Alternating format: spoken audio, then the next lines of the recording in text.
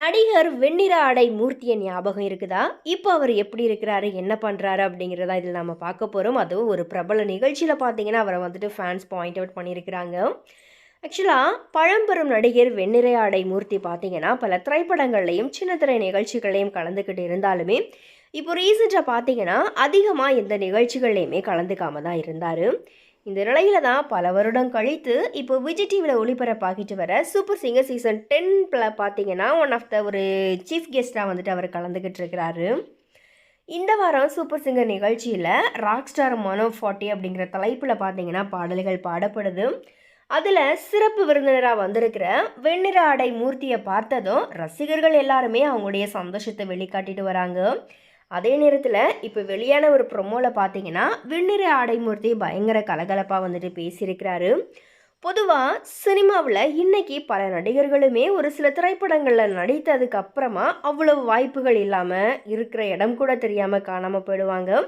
But Tamil சினிமாவில் ஏறக்குறைய 3 தலைமுறைக்கும் மேலான பல முன்னணி நடிகர்களுடைய நடித்ததோட மட்டும் இல்லாமல் திரையுலகில் தனக்கான தனி அடையாளத்தையும் தனி ரசிகர்கள் பட்டாளத்தையும் வச்சிருக்கிறவர் தான் நடிகர் வெண்ணிற ஆடை மூர்த்தி.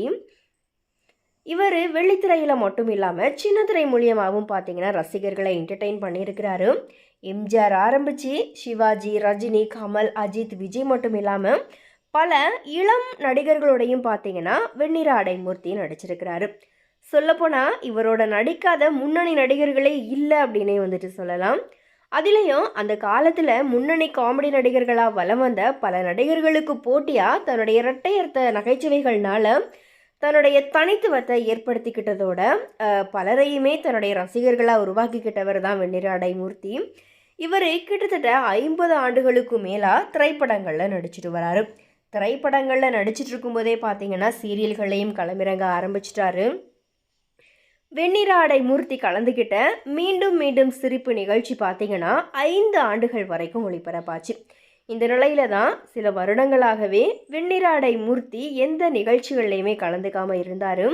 இதனால் அவருக்கு வயது மூப்பு ஏற்பட்டதுனால அவர் நடிப்பை விட்டு விலகிட்டாரு அப்படிங்கிற மாதிரியா சொல்லப்பட்டது. ஆனால் இப்போ ரசிகர்களுக்கு இன்பதிர்ச்சி கொடுக்குற வகையில் விஜய் டிவியில் ஒளிபரப்பாகிட்டு வர சூப்பர் சிங்கர் சீசன் 10 நிகழ்ச்சியில் பார்த்தீங்கன்னா சிறப்பு விருந்தினராக வந்து கலந்துட்டுருக்கிறாரு.